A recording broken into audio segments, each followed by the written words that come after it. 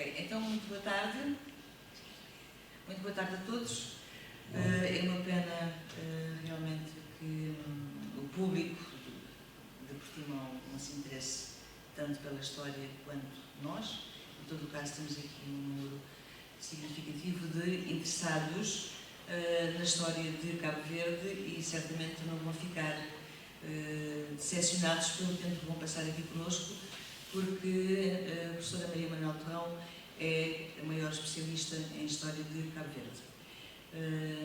Eu faço uma breve apresentação. É uma investigadora doutorada integrada no Centro de História da Faculdade de Letras da Universidade de Lisboa. É docente e subdiretora da licenciatura de Estudos Africanos na mesma faculdade.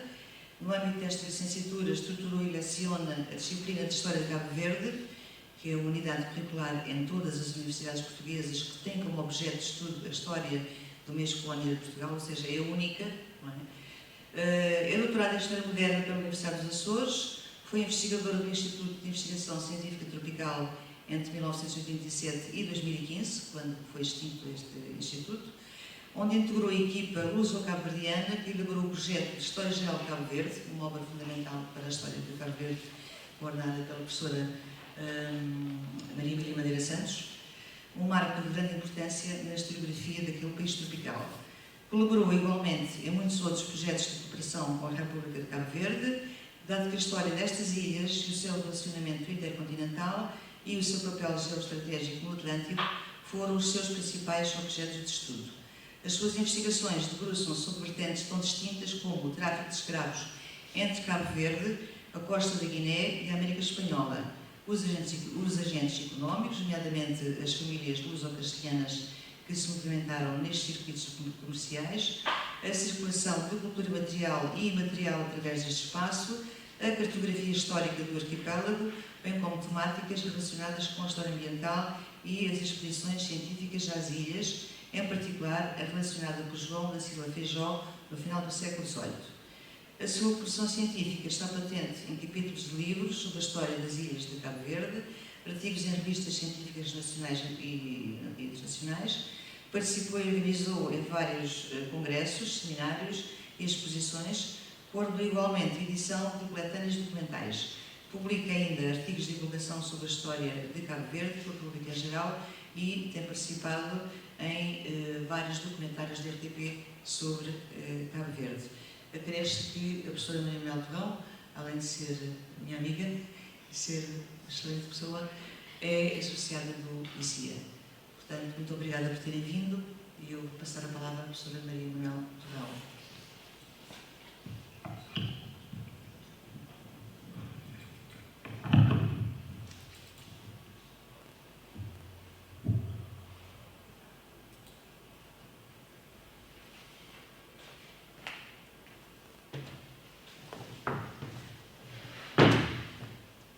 Boa tarde, é um gosto para mim estar aqui em Portimão e trazer aqui uma conversa, porque acima de tudo o que vamos aqui é conversar e sintam-se completamente à vontade para depois debatermos e pensarmos sobre estes temas. Quero agradecer ao ICIA, nomeadamente à professora Graça Ventura, este convite. É sempre muito bom estar em Portimão e estar entre amigos é ótimo. Eu, como a professora Graça disse, trabalho sobre Cabo Verde. Tem sido a minha principal área de estudo. E hoje o tema que eu escolhi é um tema ligado principalmente à importância geoestratégica deste arquipélago. Porque Cabo Verde nunca foi uma terra que atraísse pessoas para, enfim, ocuparem as ilhas, mas tem vivido ao longo dos vários séculos da sua história, muito em função da sua posição geoestratégica. As ilhas de Cabo Verde, portanto, são 10 ilhas, todas elas distintas, e normalmente o que eu costumo fazer até numa das disciplinas que dou, portanto, que foi aqui falada, que é a história de Cabo Verde, é começar por fazer um percurso geográfico e fotográfico com os meus alunos pelas várias ilhas. As ilhas não foram todas ocupadas de uma vez só. E as ilhas foram também, em muito, descobertas acidentalmente. Antes de os portugueses as descobrirem, e estas ilhas foram descobertas por um mero acaso, numa das viagens de regresso da costa, enquanto os portugueses andavam a descobrir a costa ocidental africana. Numa das viagens fizeram uma torna viagem, portanto um regresso um pouco mais ao largo, e encontraram estas ilhas de Cabo Verde, nomeadamente, primeiro, estas ilhas mais ao sul.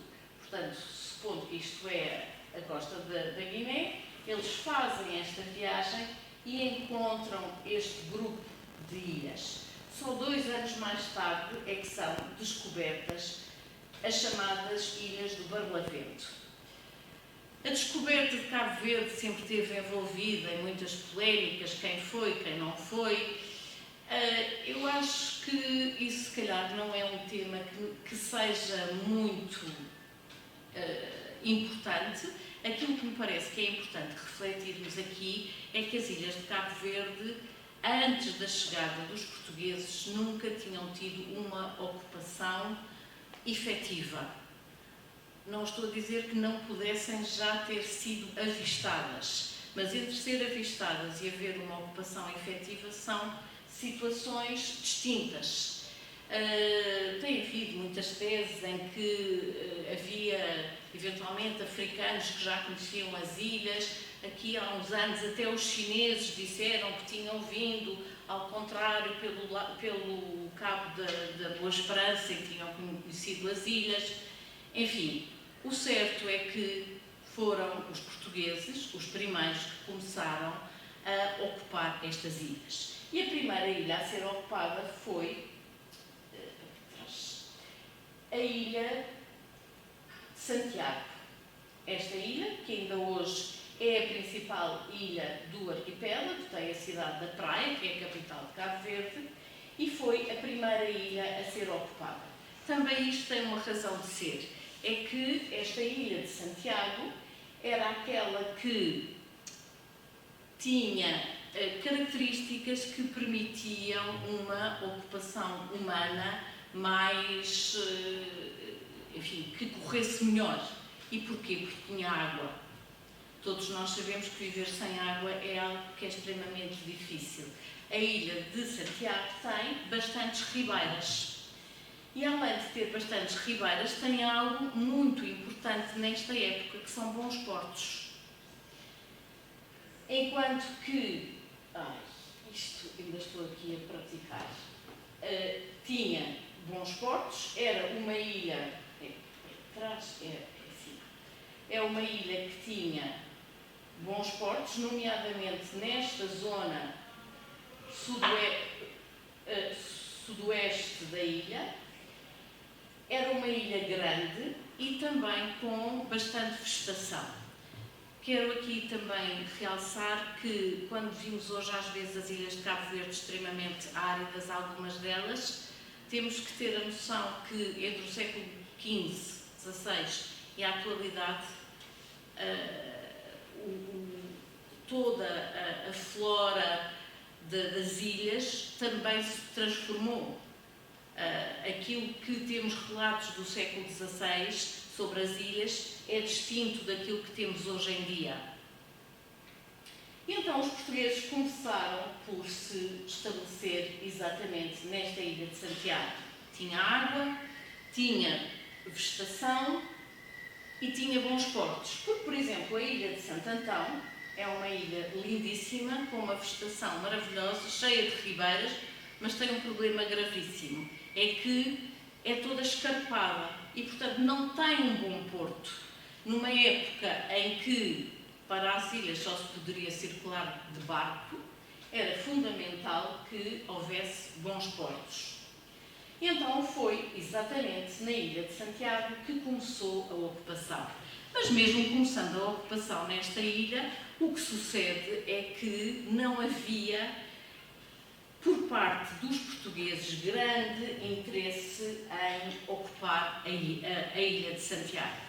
Ao contrário da Madeira e dos Açores, era muito mais afastada de Portugal, portanto, do Reino, tinha condições tropicais que os portugueses ainda não conheciam perfeitamente e não tinha nenhuma riqueza, logo assim, à vista desarmada, que atraísse pessoas. Nós, quando mudamos de um sítio para o outro, é porque há algo que nos atrai.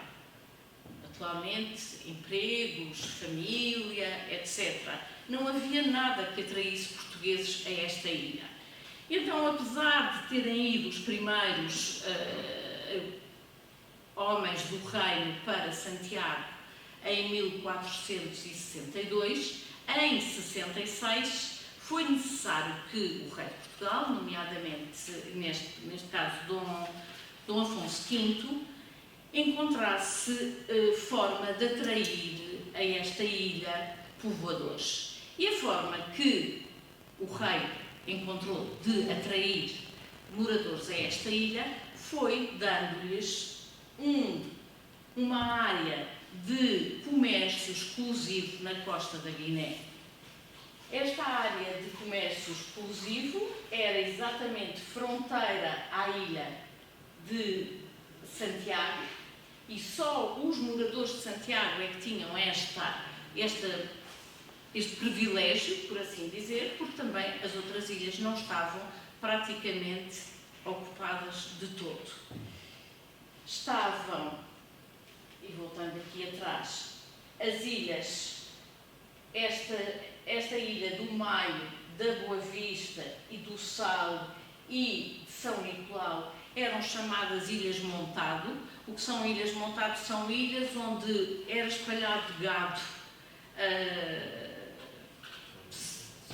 na sua forma selvagem, por assim dizer.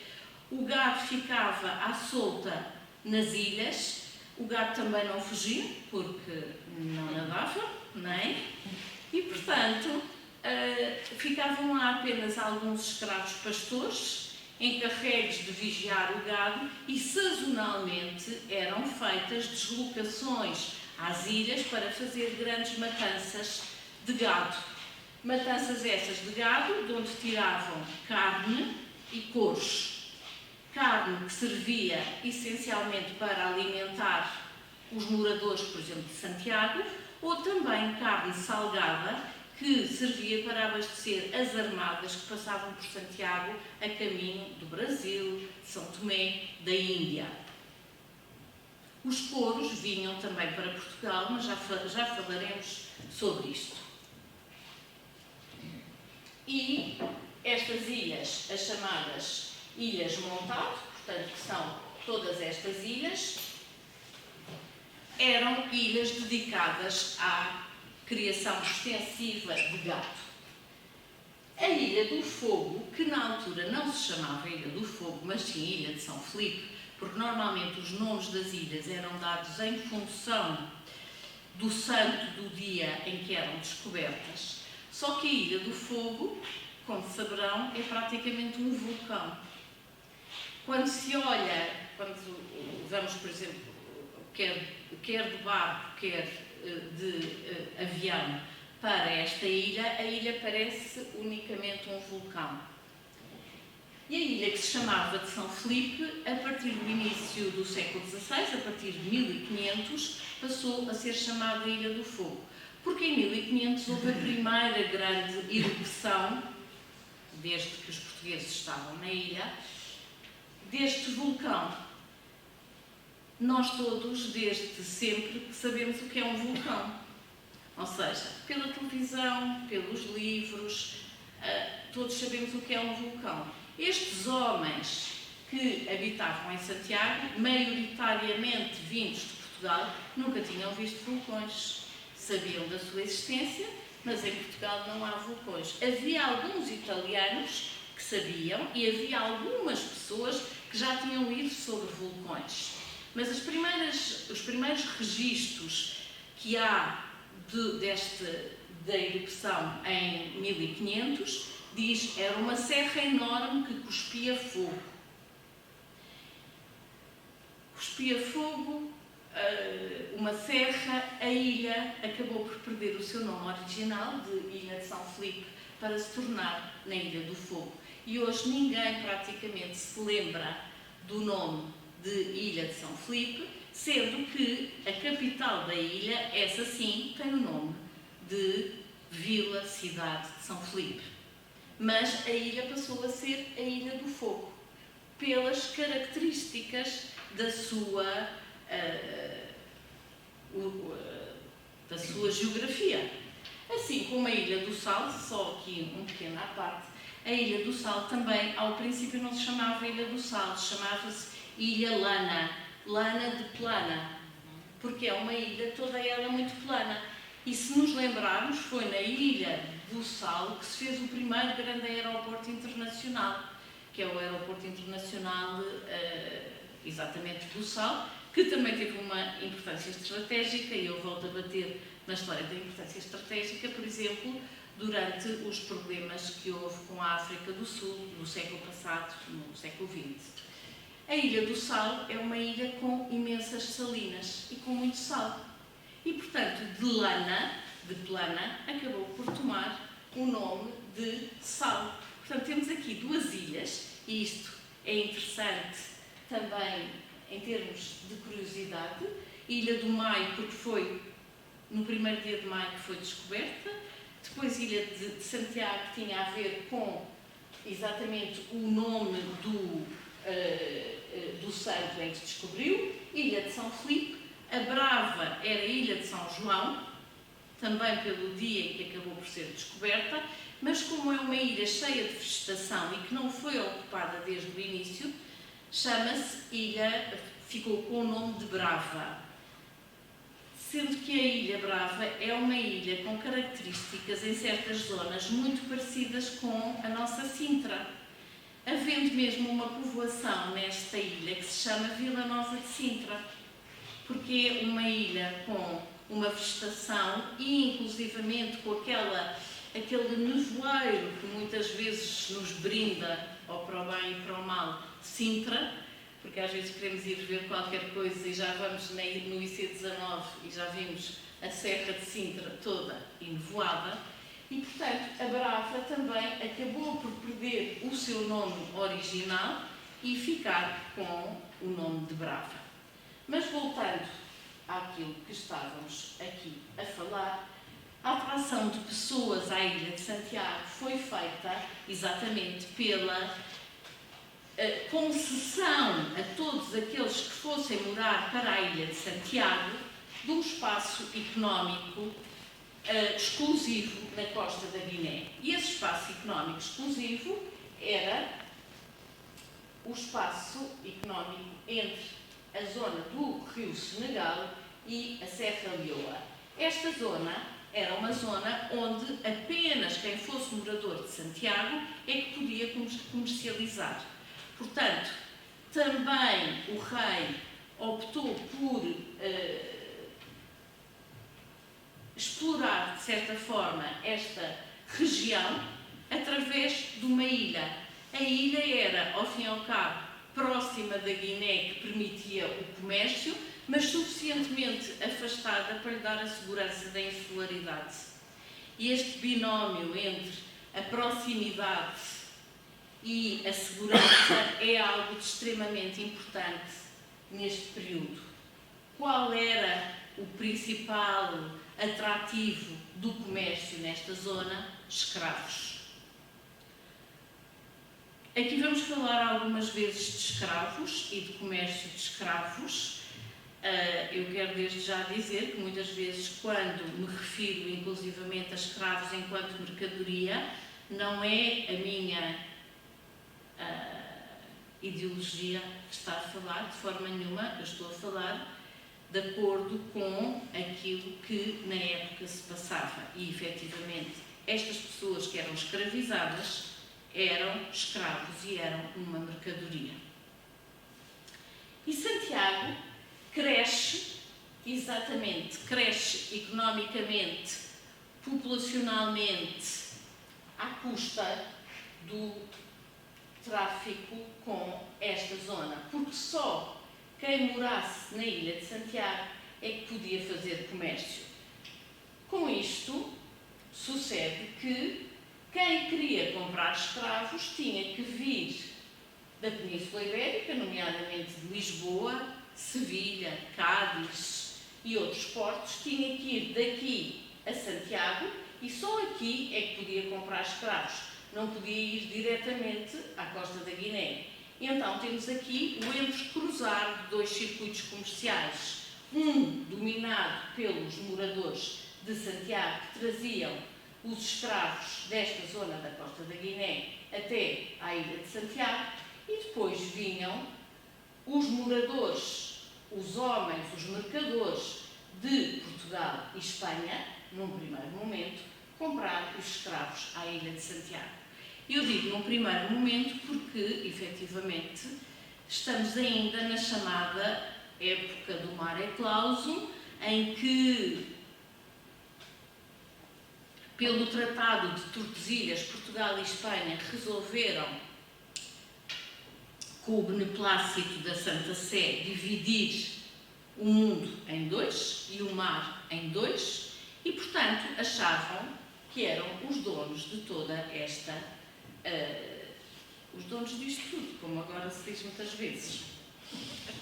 E então, o que sucede é que quem precisava de ir comprar escravos não podia ir à costa da Guiné, por ser uma área exclusiva, e tinha que ir a Santiago. O que é que sucede aqui? Sucede que Santiago cresce devido, principalmente, aos negócios de entreposto intermediário no comércio com a costa da Guiné. Agora, como estamos a falar daquilo que há pouco falei que seria uma mercadoria, não havia mercado, apesar de tudo, suficiente em Portugal, em Espanha e na própria Europa para um número tão grande de escravos que era possível retirar, comprar nesta zona. E aqui vamos articular com o que se passa com a América e com a América Espanhola e com os descobrimentos dos reis castelhanos, nomeadamente dos reis católicos. E estamos a falar de Cristóvão Colombo, 1492, descobre a América. Descobre a América e rapidamente se percebe que os índios americanos não têm capacidade física, emocional para conseguirem responder enquanto força de trabalho àquilo que lhes era pedido, nomeadamente nas plantações de cana sacarina.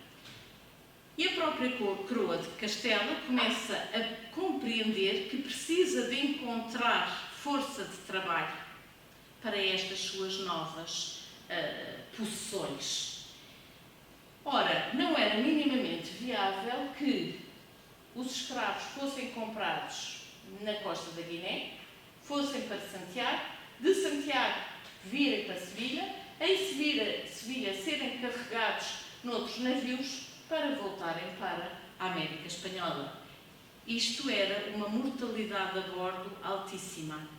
Estamos a falar de pessoas que são retiradas de uma zona tropical, vêm para uma zona mediterrânica para voltarem para uma zona tropical, que fazem uma viagem, 2 viagens, são descarregados 3 viagens.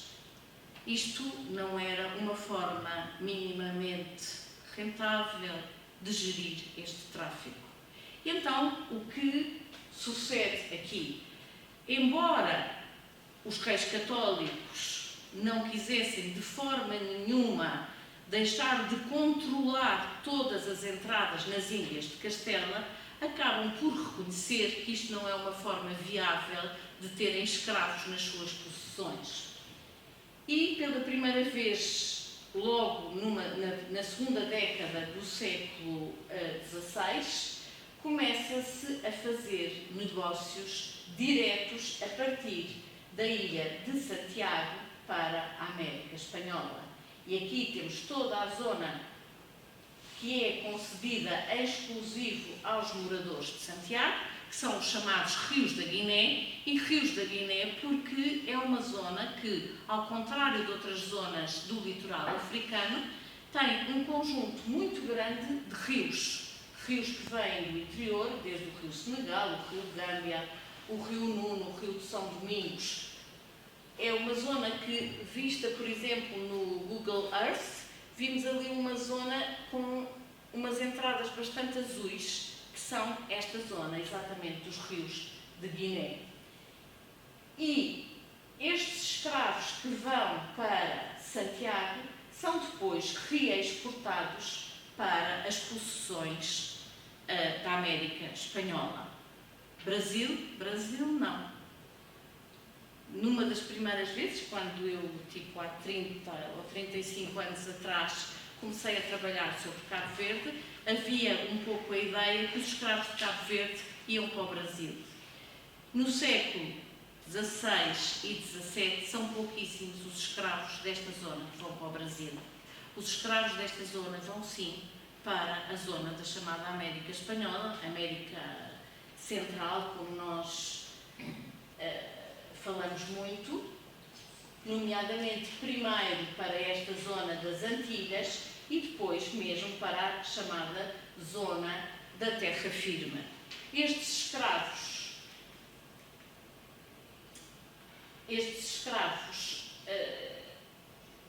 que vão para Cabo Verde ficam num número bastante reduzido no arquipélago, ou seja, Santiago de Cabo Verde é essencialmente um entreposto negreiro e não propriamente aquilo que se chama uma sociedade escravocrata.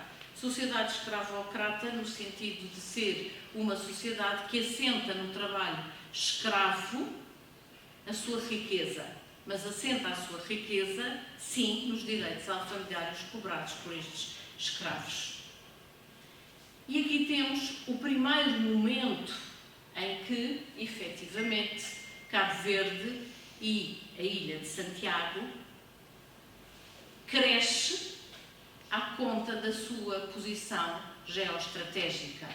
É exatamente o facto de estar colocada tão perto da costa que faz dela o entreposto negreiro fundamental no século XVI. E, portanto, este é um dos primeiros momentos em que temos uma importância geoestratégica no Império Português, com esta ilha de Santiago, nomeadamente a sua capital, que é a cidade, neste momento, naquela altura, da Ribeira Grande, hoje da Praia, que era o sítio, o entreposto negreiro por excelência no Atlântico. Desta zona vão para a América Espanhola, e estou a falar apenas do tráfico legal, não estamos a falar de tráfico de contrabando, porque esse nunca conseguiremos ter números corretos, mas, por exemplo, para esta época de 1561 a 94, vejam a quantidade de navios e de escravos que vão, e de acordo com estimativas que tenho feito ao longo dos vários anos que tenho trabalhado sobre esta temática, na segunda metade do século XVI devem ter sido transportados de uma zona, portanto, da zona da costa da Guiné para cerca de mais de 100 mil escravos. Esta é, sem dúvida, a primeira grande migração forçada no Atlântico. E esta migração forçada deve-se, ao fim e ao cabo, a uma articulação entre os dois impérios ibéricos da altura. Portugal domina a costa da Guiné, onde há escravos. A América Espanhola, zona que é colónia, por assim dizer, de Castela, domina a zona onde estes escravos eram necessários, principalmente, como vos disse, para a cana-de-açúcar, mas mais tarde também para trabalhos de mineração. Nas minas do Potosí, nas Honduras, em vários sítios, e ainda hoje temos muitos resquícios, por assim dizer, de, inclusivamente, características genéticas de africanos desta região na América Central e em toda esta zona das Antilhas. Exatamente, e no Peru. E foi exatamente neste campo que os meus trabalhos se cruzaram com os da Graça. Porque eu transporto os escravos até ao território que a Graça trata.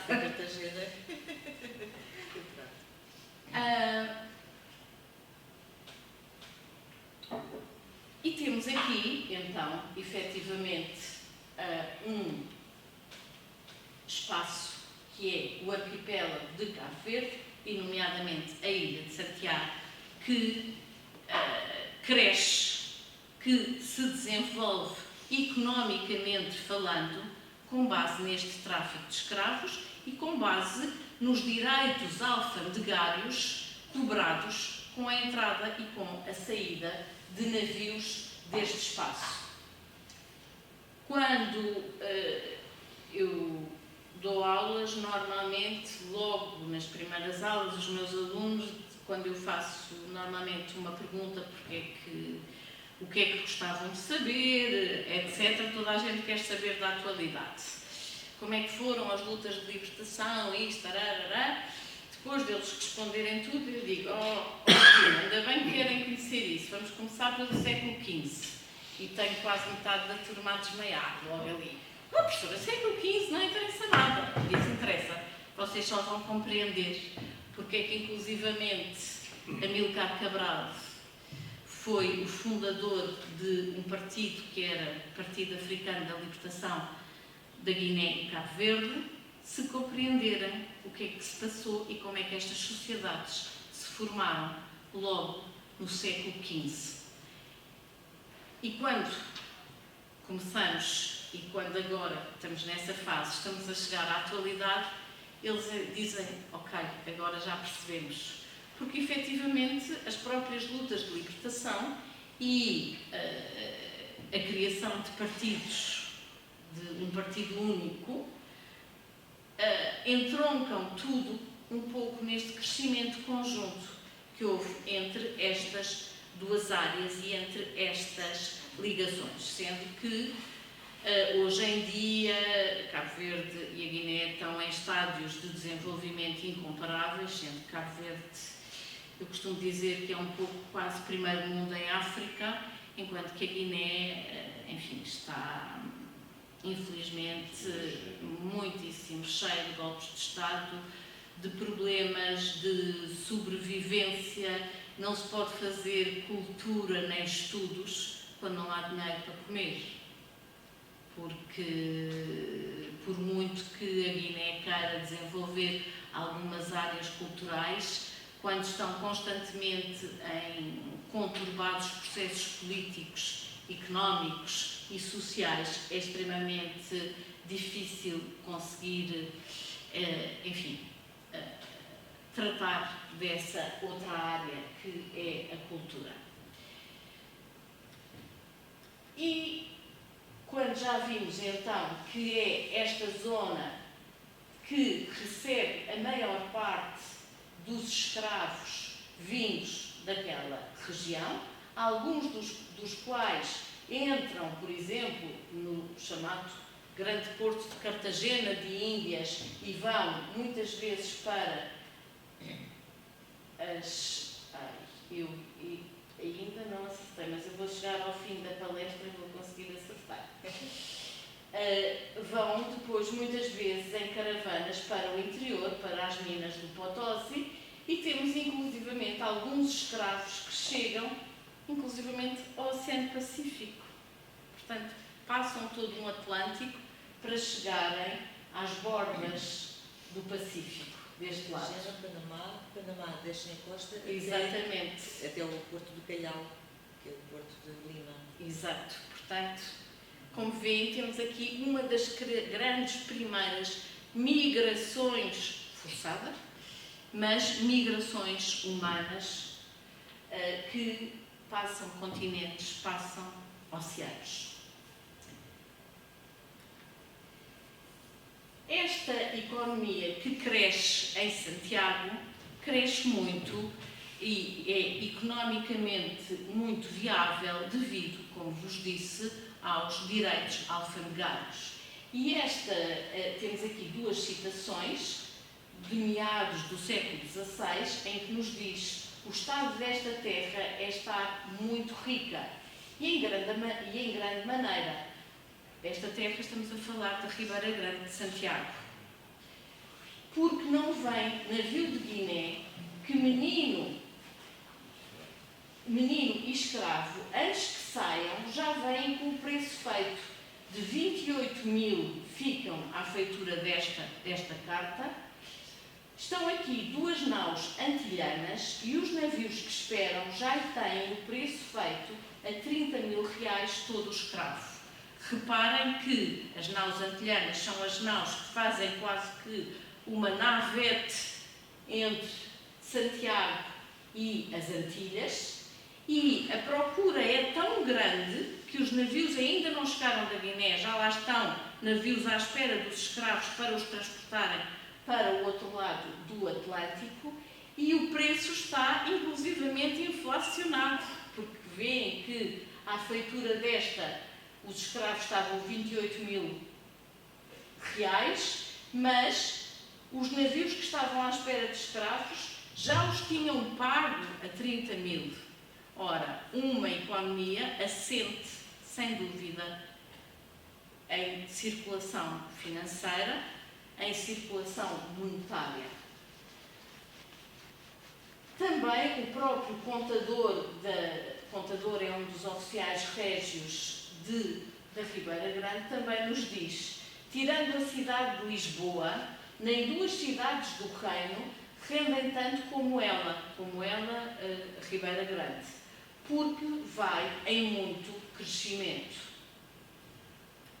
Ou seja, estes navios, esta economia, funciona à base da posição estratégica que Cabo Verde, e nomeadamente a Ilha de Santiago, tem neste movimento.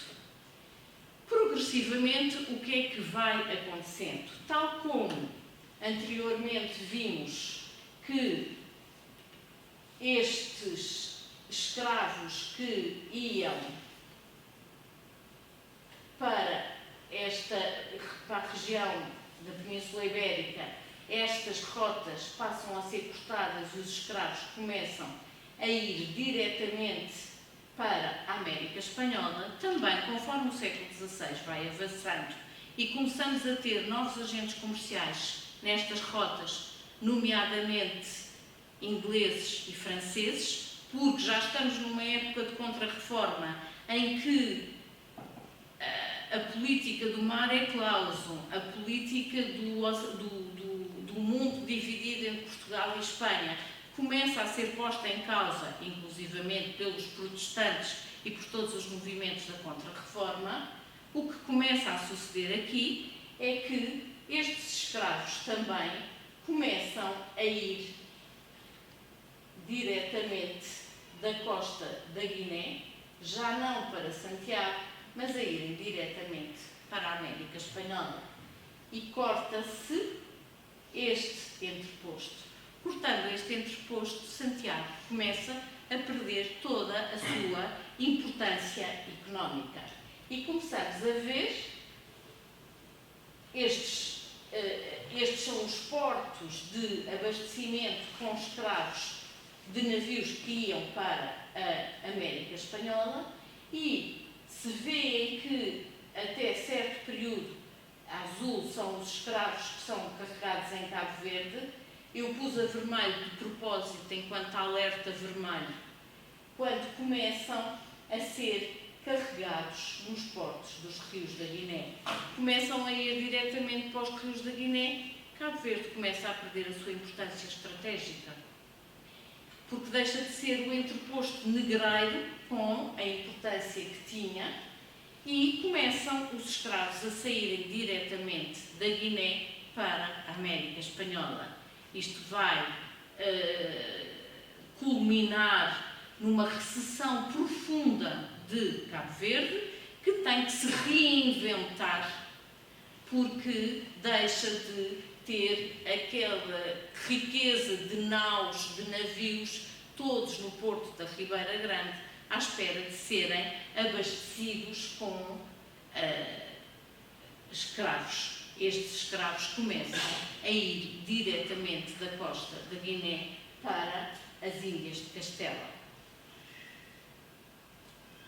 Cabo Verde tem que, de certa forma, se reinventar e encontrará várias formas, que não é o objetivo desta nossa conversa aqui.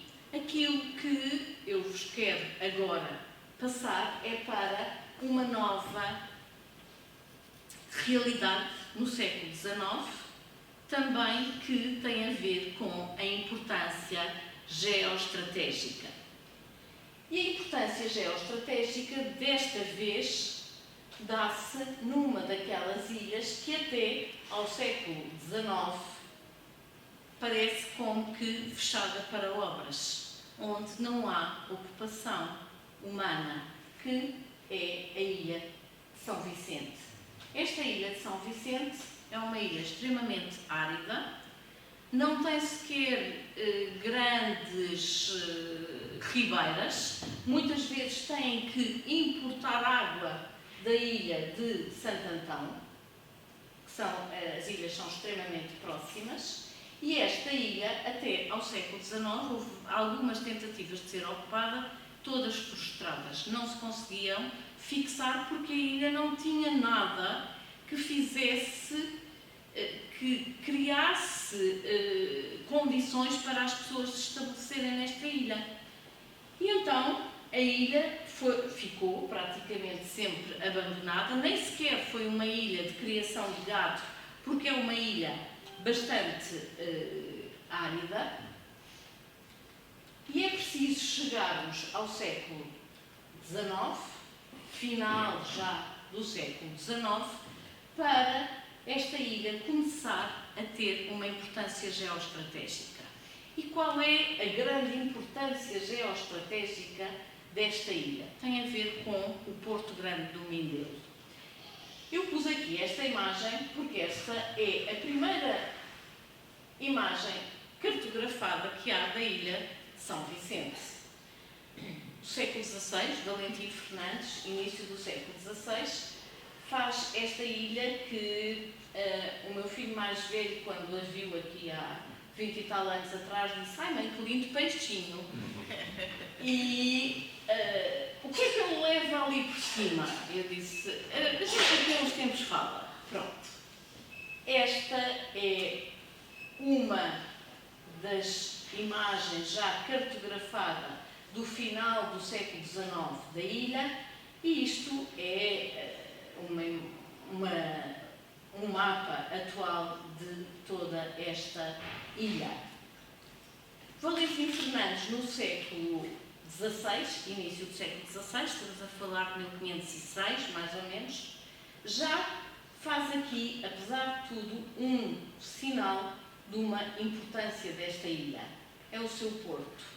Este porto, que é o chamado Porto Grande do Mindelo, Mindelo é a cidade que cresce a reboque deste porto, como a Ribeira Grande cresce também a reboque do comércio com a costa da Guiné, este porto acaba por ser um dos portos atlânticos mais importantes.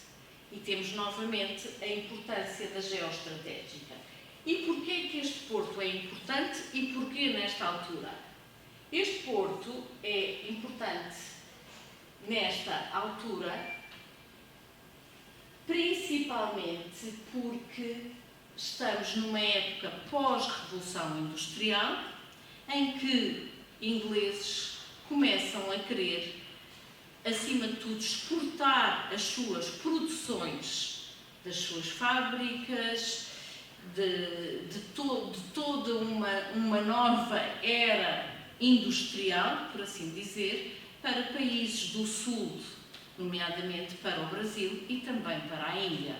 Só que estes navios não conseguem, de forma alguma, fazer a viagem diretamente desde do norte da Europa até ao Brasil ou até à Índia.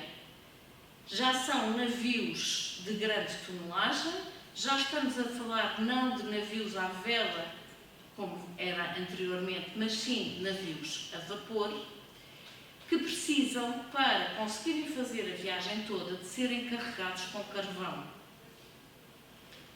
E esta ilha, este porto fantástico, qual é uma das grandes vantagens deste porto? A ilha de São Vicente não tem carvão. Primeira coisa. O que é que sucede? Há navios, que são os navios carvoeiros, que vão da zona do norte da Europa só transportarem carvão até esta ilha, deixam aí o carvão e depois vêm os navios com mercadorias carregar o carvão neste porto e aí seguirem a sua viagem. Novamente, a importância geoestratégica deste porto, que no meio do Atlântico consegue ter a importância de atrair navios para aí serem carregados com carvão. Porquê é que isto não sucede no século XVI? Porque esta ilha é árida. E, portanto, como a ilha é árida, ninguém se queria habitá-la. Agora, no século XIX, é uma ilha que continua a ser árida, mas tudo já se modificou.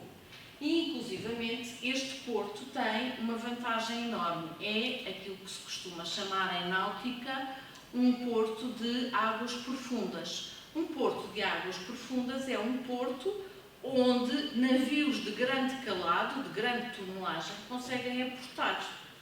E, portanto, é o porto, este porto da cidade, ao longo do qual se vai construindo, isto é uma imagem atual da cidade do Mindelo, é este porto que permite que aqui cresça uma nova rota comercial e uma nova importância deste porto. E são várias as citações que nos mostram a importância deste porto. Aqui temos uma citação do início do século passado, em que nos diz: entre os portos, possui aqui Portugal um dos primeiros portos em movimento de navios e o único grande porto em escala em pleno Oceano Atlântico, onde a navegação encontra meio de facilmente satisfazer as suas mais justas ambições. É a magnífica Baía de São Vicente, surgidor vasto e seguro, permitindo aos maiores transatlânticos procurarem a qualquer hora do dia ou da noite e comunicarem com todas as partes do mundo por meio da estação de telégrafo submarino. É aqui que vai ser posto um dos cabos submarinos do telégrafo. E hoje, curiosamente, neste sítio está a ser posta uma das maiores zonas de cabos de internet de fibra para ligar a outras zonas.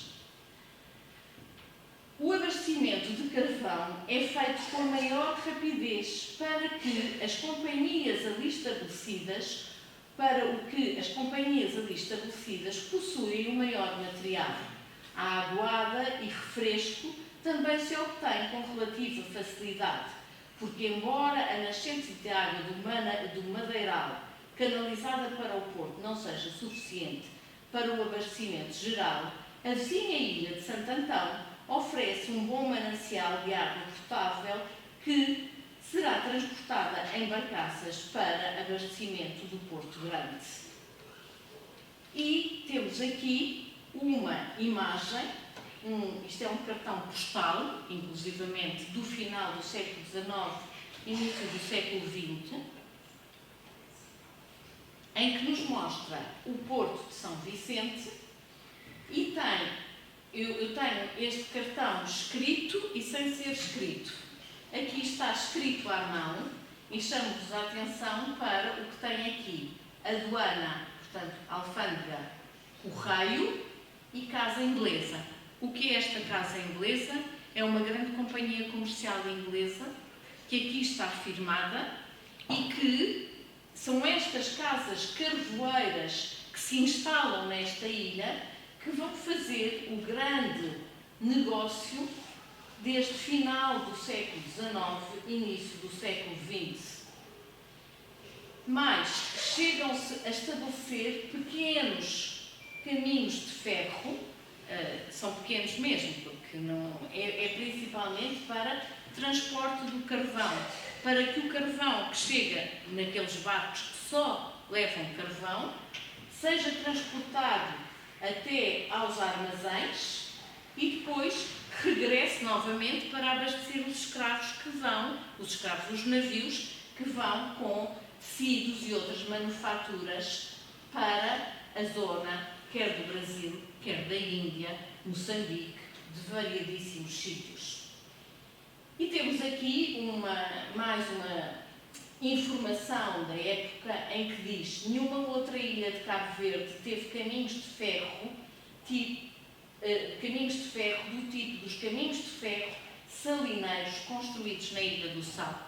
Também na Ilha do Sal se faz esta mesma tecnologia de pôr estes caminhos de ferro para transportar algo que é pesado, que é o sal ou o carvão nesta zona. Porém, na Ilha de São Vicente, no Porto Grande, Mindelo, diversas pequenas vias férreas existiram desde cedo. Primeira data de 1853, para o transporte do carvão dos depósitos para os navios.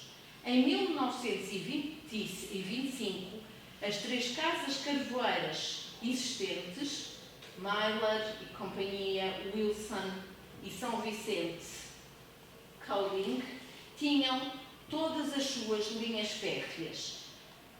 A São Vicente Coaling, usando um sistema já mais complexo, 4 vias férreas de bitola larga e muitas vagonetes nos seus depósitos de cartão, como podemos ver nesta fotografia de época. E o que sucede é que há todo um movimento no Porto, um porto que até à altura, uma ilha que até à altura era completamente deserta, começa a ser uma ilha, tal como em tempos a ilha de Santiago e o Porto da Ribeira Grande, com grande afluência de navios. Aqui temos uma outra imagem com o próprio consulado inglês em Cabo Verde, no Mindelo. Aqui. Portanto, temos estabelecimento em São Vicente de casas inglesas, belgas, francesas, de variadíssimas zonas do norte e do centro da Europa, ao ponto de se chamar a esta cidade uma Babel linguística, porque havia companhias de todos os países da Europa. de tal maneira que em São Vicente chega a jogar-se cricket. Havia golfe, não com relva como agora, mas em terra batida. Havia bailes, havia um cosmopolitismo fantástico nesta ilha no século XIX, em virtude da transferência de casas inglesas e de outros países europeus para esta zona, exatamente para que abastecessem os seus navios neste porto fantástico, em termos de profundidade e geograficamente bem colocado no meio do Atlântico, ainda Atlântico Norte, mas o suficiente para ser a meio caminho para os locais onde pretendiam vender as suas outras mercadorias. Estas são duas imagens com bastantes anos de diferença, mas da mesma zona, onde vemos que a cidade do Mindelo cresce e desenvolve-se em função do seu porto, como a Ribeira Grande também se tinha desenvolvido em função do seu porto. Chamo-vos a atenção para que aqui em frente, isto é chamado o Monte Cara. O Monte Cara, eu demorei muito a primeira vez que fui a São Vicente, em 1989, os meus colegas cabo-verdianos diziam: Maria, olha ali o Monte Cara. Eu disse: eu não vejo nada. Como não vês? Está ali. Bom, ok, a cara está deitada, certo? É isto. E os cabo-verdianos, curiosamente, dizem que é a cara de George Washington. Não me perguntem porquê, mas dizem que é a cara de George Washington. Seja como for, este é o chamado Monte Cara. E se alguma vez estiverem em São Vicente, vocês digam logo que estão mesmo a ver uma cara, porque senão toda a gente vos vai quase que dizer: como não? Não veem? E sim, vejo perfeitamente. E temos aqui uma cidade que cresce devido, quer a toda esta cruzamento também novamente de uma rota, como era a outra, que vem da costa da Guiné para o entreposto de Santiago, com os escravos que depois vão para outra parte do mundo. Também aqui temos uma ilha, um entreposto que recebe carvão do norte da Europa para abastecer navios também do norte da Europa, mas que precisam de se reabastecer nesta zona para seguir em viagem. Também aqui, no dito cabo submarino que vos falei, é a primeira estação de telégrafo ultramarina. E, portanto, aqui temos um cruzamento de novidades, como em tempos houve em Santiago, como em tempos houve na Ribeira Grande. Porque na Ribeira Grande, no século XVI, era exatamente uma das zonas do globo onde tudo o que era fofoca se sabia. Isto porquê? Porque vinham navios de Portugal, de Espanha, das Antilhas, da América, de Porto Firme, como os navios que vinham, por exemplo, da Índia e precisavam de fazer abastecimento, quer de água, quer de alimentos, também paravam ali. E temos, nesta ilha de Santiago, cruzamento de homens, de homens, de mercadorias, de plantas, de animais e de informações. Nós hoje pegamos no telemóvel e sabemos o que se está a passar noutra parte do mundo. As notícias na altura, curiosamente, parte dos meus alunos mais novos já são todos do século XXI e, portanto, quando eu lhes digo que a resposta a uma carta podia chegar a demorar 5 anos, eles acham que eu estou a delirar. E dizem: não, professor, é impossível. Como é que se podia estar 5 anos? Disse: sim, porque, por exemplo, para a Índia, entre o navio chegar à Índia, dar-se a notícia, depois o navio partia, depois dava-se a resposta, mas depois não era época de monção, o navio não conseguia chegar. Quase que só chegava a notícia quando tudo já tinha passado também para a fotografia. Vejam este tipo de mobiliário, algum dele às vezes até com aspectos daquele mobiliário colonial típico da época. E isto é o que está dentro, numa fotografia, dentro deste chamado Union Bazaar. Isto é uma imagem, uma fotografia em que, nitidamente muito marcada pela época, em que aparecem aqui inclusivamente 3 crianças também a pousar, mas em que temos um animal empalhado, em que temos bengalas, em que temos aqui uma série de artefactos e de material feito, por exemplo, com casca de tartaruga. Hoje a tartaruga é uma espécie protegida em Cabo Verde, mas foi, sem dúvida, altamente dizimada nesta época. E este Union Bazaar, havia variadíssimos dele, onde muitos dos marinheiros que aportavam neste porto só durante períodos curtos faziam algumas compras. Trouxe-vos aqui, só para terminar, antes de fazermos o fecho total, esta réplica da Torre de Belém que existe em São Vicente. Tal como vos disse, a primeira vez que eu estive, ia a passear até com uma colega nossa, com a Ângela. Estávamos as duas a passear nesta zona e a Ângela disse-me assim: está ali a Torre de Belém? E eu disse: Ângela, tomaste os comprimidos para o paludismo? E ela: Maria, está ali a Torre de Belém? E eu disse: Ângela, por amor de Deus, não está a Torre de Belém? Olha ali! E eu: ai meu Deus! Mas é mais... Não é mais pequenina. Só isso.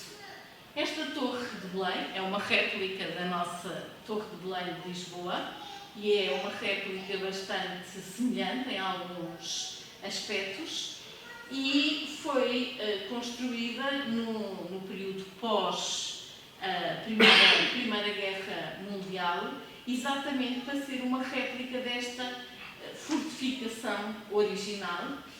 Serviu ainda de morada aos capitães mores e chegou a ser também um cárcere, uma prisão na época do Estado Novo, e hoje tem lá o Museu do Mar. Mas exatamente esta tentativa de ser tão europeu, de transformar um pouco quase que aquilo que há no continente para Cabo Verde, é uma das suas características, mas é um país que, até hoje, é um país que vive numa encruzilhada entre o africano e o europeu.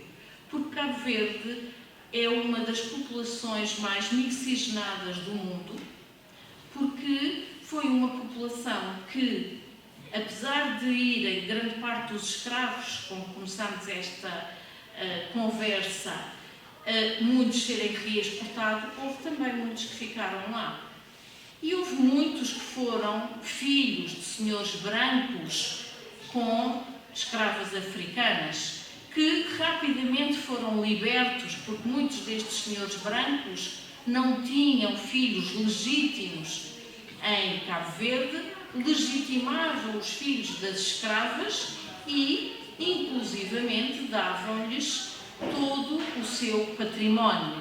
E então, a população mestiça em Cabo Verde começou, logo no século XVI, a ser extremamente importante, porque muitos destes mestiços, logo em 1546, já ocupavam cargos camarários. E nós sabemos a importância das câmaras ainda hoje. E, portanto, quando estes mestiços já começam a ocupar, ainda no século XVI, cargos camarários, vimos a importância dos mestiços em Cabo Verde. Mestiços e forros. Forros são aqueles que são alforreados. São aqueles que têm a sua libertação através de uma carta de alforria. Curiosamente, conforme os séculos vão avançando, no início, no final, durante o século XIX e início do século XX, as moças mestiças, filhas da chamada nobreza da terra, a nobreza da terra é maioritariamente negra ou mestiça, e é mesmo muitas vezes chamada dos brancos da terra, quando às vezes são mestiços e negros, mas são brancos da terra por terem os privilégios dos brancos. E estas moças que são mestiças, no século XVI, no século XIX, nomeadamente na época das revoluções liberais e mesmo no início do século XX, mal chega um branco, pode ser um ladrão, pode ser o maior contrabandista, mas é rapidamente um partido favorável para quê? Para o embranquecimento da pele.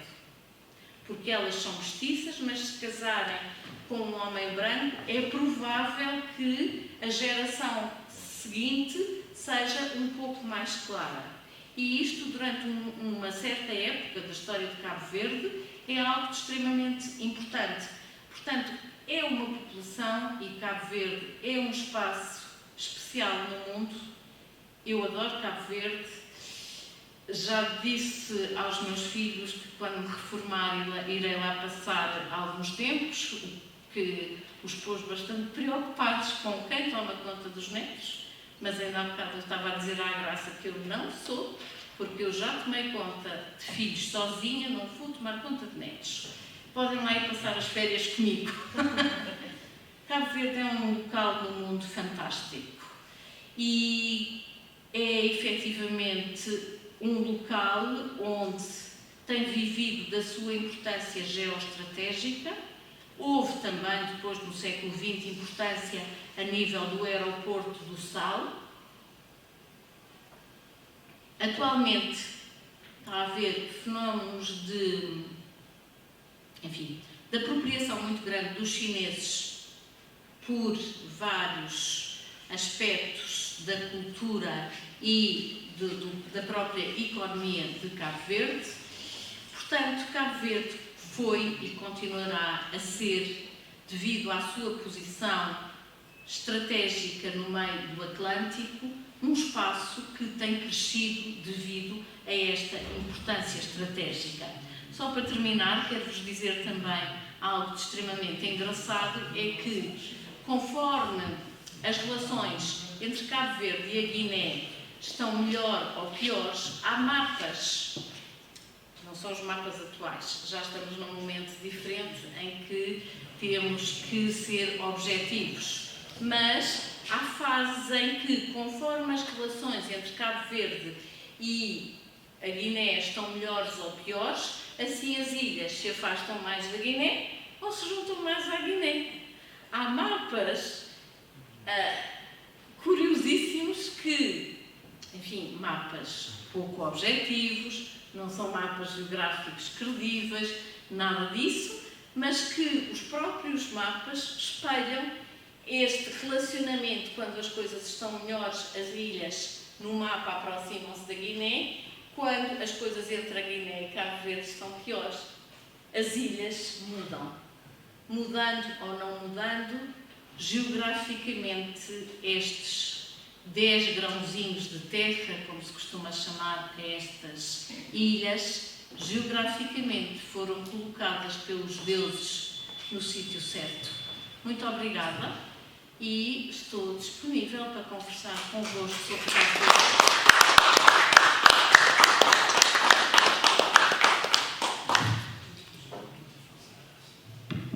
Muito obrigada, Maria. Foi uma excelente lição sobre Cabo Verde, desde Santiago, Ilha Santiago, Ribeira Grande ligada aos escravos, até São Vicente ligada às casas comerciais inglesas, não é? Portanto, como é que em épocas tão diferentes, não é, houve influência europeia com base em mercadorias distintas, não é? E que esses encontros culturais, encontros culturais, acabaram por configurar de uma forma muito especial, como tu salientaste, este arquipélago, que é único no mundo pelo nível de miscigenação que tem. Muito interessante. Muito obrigada. Eu passaria a palavra aos nossos amigos aqui presentes. Alguns deles já estiveram em Cabo Verde, pelo menos 2 eu sei que sim. O professor Milton Esteves, o meu professor de inglês. E o Filipe Pimenta também esteve em Cabo Verde. Não sei se o Frederico esteve. Nunca. Não. Mas vá, agora. Vou para o ano. Vai. Muito bem. Mas vai a Santiago. Vai a Sim. Santiago. Eu já explico. Ora, algo mais que você também esteve em Cabo Verde. Então, tem Eu a diria palavra. dá a Mindelo. Agora tem que se ir aos 2 sítios, senão. Pronto, enfim, já tinha uma grande curiosidade em conhecer Cabo Verde, mas agora muito mais ainda, sobretudo a praia e o Mindelo. Ora, então, alguém quer colocar uma questão? Frederico. Eu não é bem colocar uma questão. Eu gostei imenso daquilo que disse. Fiquei a saber que não sabia nada de Cabo Verde. De facto, não sabia. E foi muitíssimo interessante perceber-se que estes 2 polos naquele arquipélago tiveram essa importância e essas particularidades. Eu tinha 2 perguntas para lhe fazer à medida que foi falando, mas depois no fim tirou-me as perguntas. Porque quando falou da população dos cabo-verdianos, eu ia perguntar quem são esses cabo-verdianos, são os escravos, não é?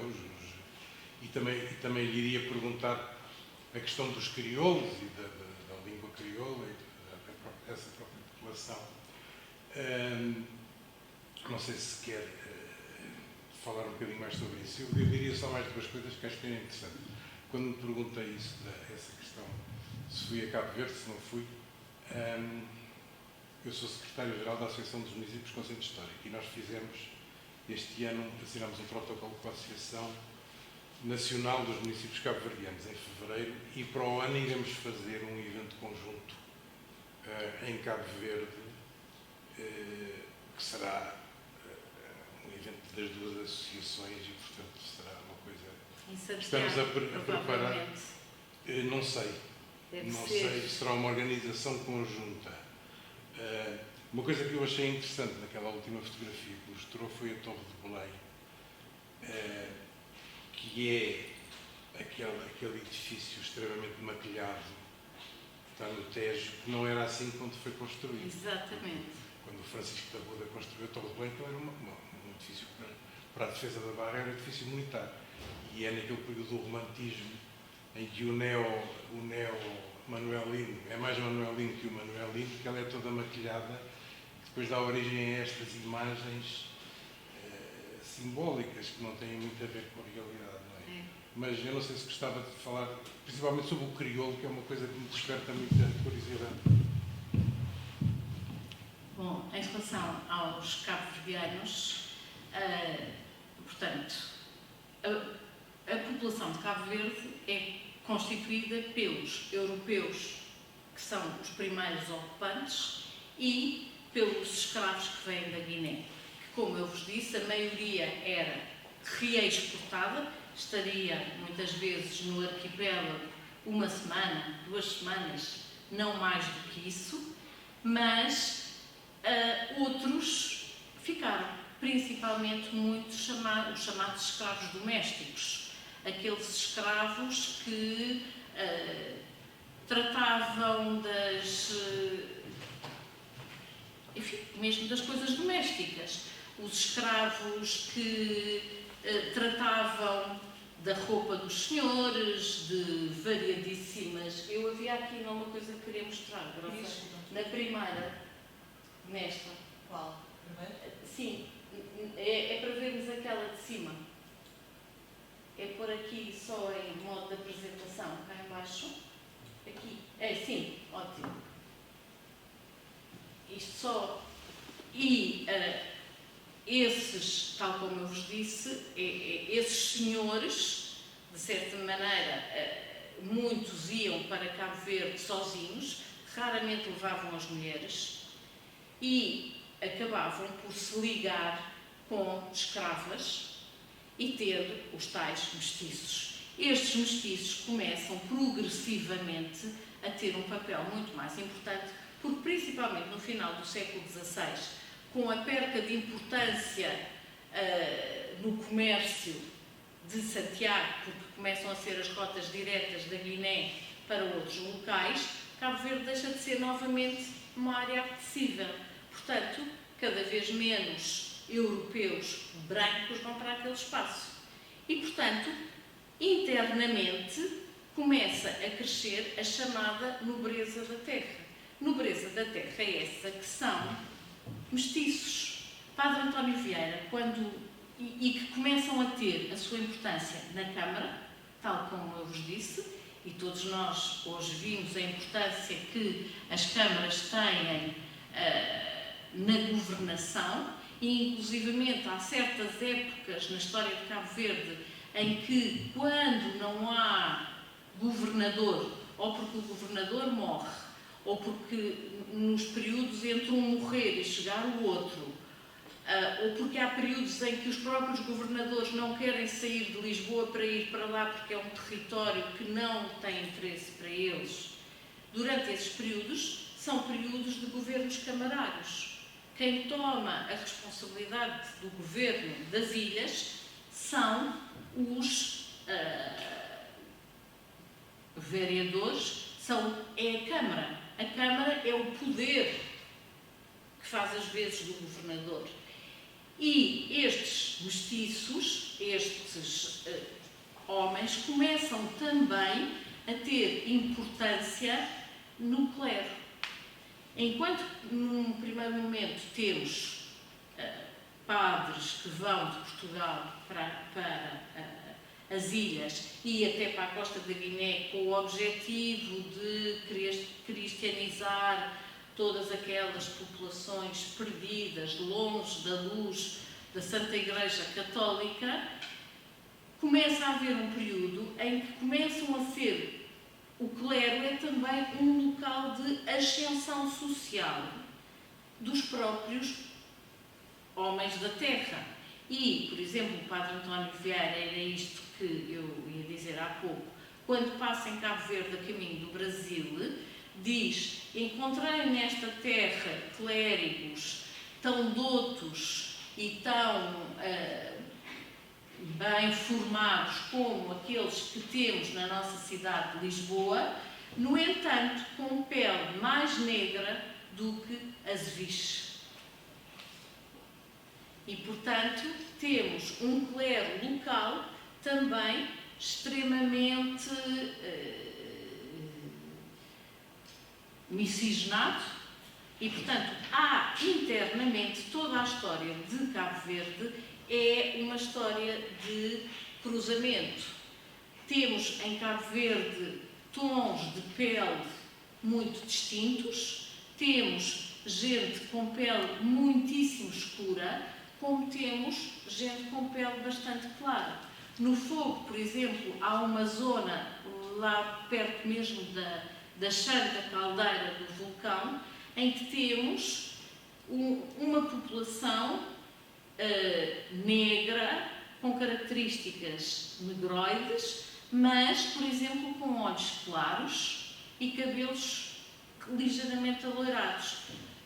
Diz-se, e chega-se à conclusão que sim, porque tem havido alguns estudos, principalmente da Universidade de Coimbra, de um laboratório de genética, que houve um grupo de franceses que durante um tempo esteve na Ilha do Fogo, se estabeleceu nessa zona e se cruzou com várias africanas, e temos estas crianças lindíssimas, de olhos claros e cabelos encaracoladíssimos, mas ligeiramente alourados. Como Alvor. Quando da esquadra do Conduíto, não é? E, portanto, este é um sinal claríssimo da miscigenação. Quero só dizer uma coisa extremamente importante, é que nós, quando vamos a Cabo Verde, e então se vamos fazer qualquer coisa cultural, temos que ir a Santiago e temos que ir a São Vicente, porque senão somos mortos. É como a rivalidade que há, por exemplo, nos Açores, entre São Miguel e a Terceira. Isto porque, se Santiago continua a assumir-se como o berço da cabo-verdianidade, São Vicente assume-se como o berço da intelectualidade. Os primeiros liceus são, o primeiro até é um seminário liceu na ilha de São Nicolau, mas depois os primeiros liceus são em São Vicente, nomeadamente no Mindelo.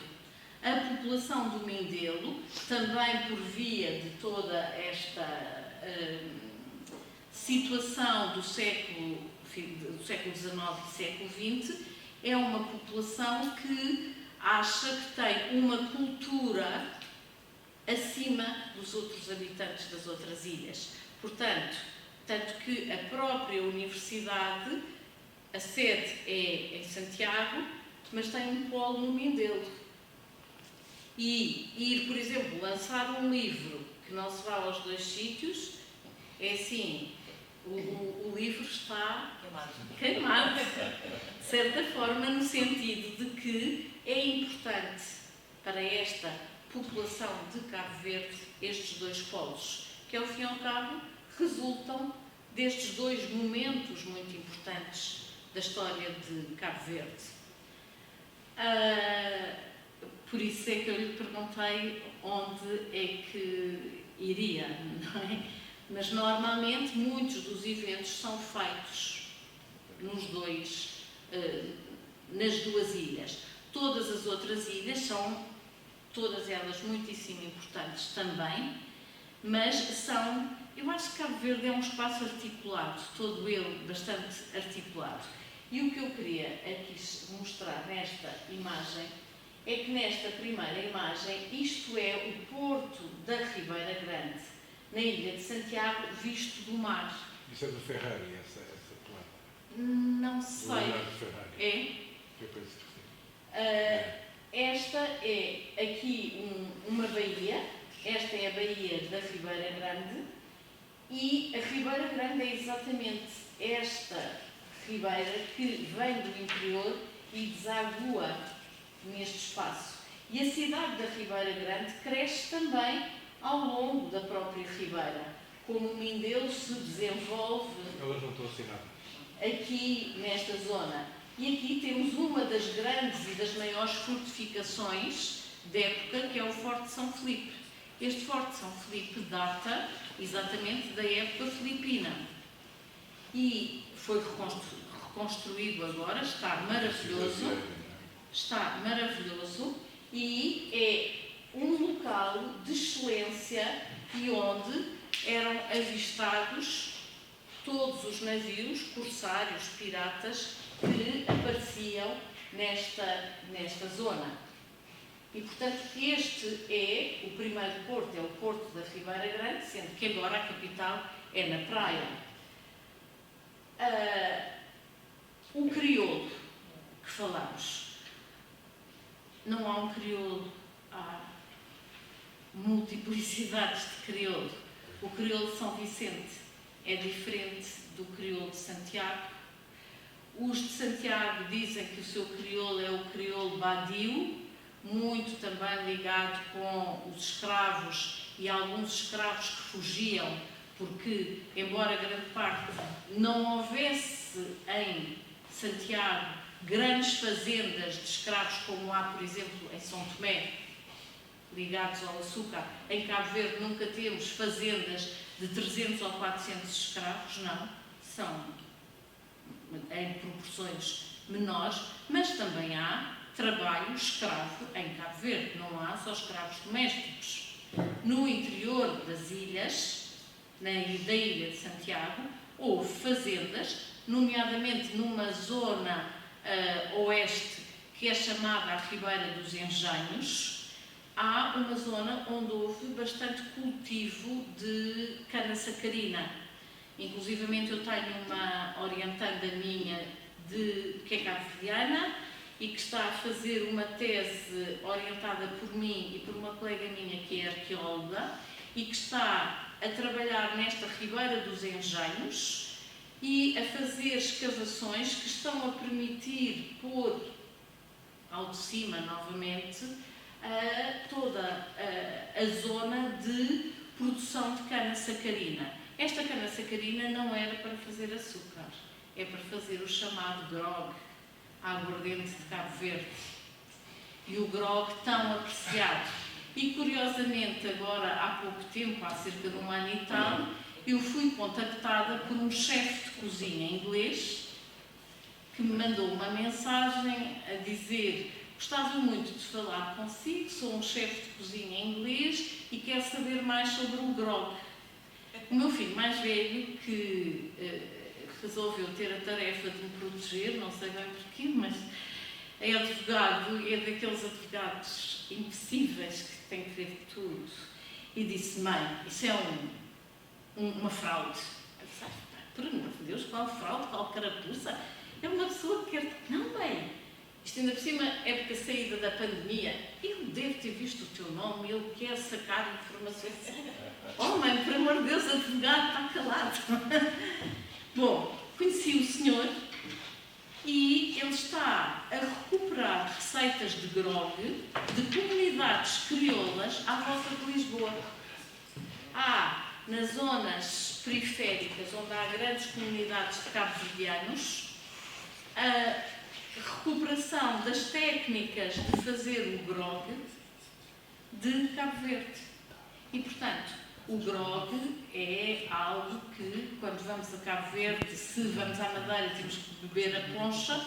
Quando vamos a Cabo Verde, também convém beber o grog. O crioulo, e como eu disse, há vários crioulos, porque as populações que vêm da costa da Guiné também são de variadíssimos rios, conforme eu vos disse. E temos populações em Cabo Verde, temos africanos em Cabo Verde, jalofos, mandingas, biafadas, papéis, sapos. Temos uma variedade enorme de etnias vindas da costa da Guiné para Cabo Verde. E muitos deles também têm formas diferentes de falar. E quando chegam se é referido que São Vicente é uma Babel linguística no final do século XIX e início do século XX, António Carreira, que é um grande historiador e um grande conhecedor, é um cabo-verdiano que fez os primeiros estudos verdadeiramente científicos sobre Cabo Verde. Ele diz-nos também que os rios da Guiné são também uma Babel linguística de várias linguagens. Estes homens que vão para Cabo Verde falam também de formas diferentes e a forma de falar cruza-se também com o português. Hoje em dia, a língua oficial de Cabo Verde é o português, mas hoje em dia uma das discussões que está sempre mais premente na sociedade de Cabo Verde é se o ensino deve ser em crioulo ou se o ensino deve ser em português. Porque muitas das crianças chegam ao primeiro ano de escolaridade e só sabem falar praticamente crioulo e têm que aprender a falar e a escrever e a ler em português. E, portanto, o crioulo é um assunto que é um assunto quente, até porque não há há muitos. Por exemplo, eu consigo compreender melhor o crioulo de São Vicente do que o crioulo mais fechado de Santiago. E, portanto, o crioulo é algo que é desenvolvido em várias áreas e em várias ilhas e também de acordo com as populações africanas mais dominantes em cada um destes espaços. E muito falaríamos nós. Bem, mas agora só uma pergunta relativamente a isso, curiosidade minha. Existe alguma gramática de crioulo? Está a ser... Há muitos estudos neste momento e a pessoa que começou a trabalhar mais nisto chama-se Manuel da Veiga e tem feito vários estudos de crioulo e de gramática, só que há uma dificuldade muito grande de passar uma língua que é essencialmente uma língua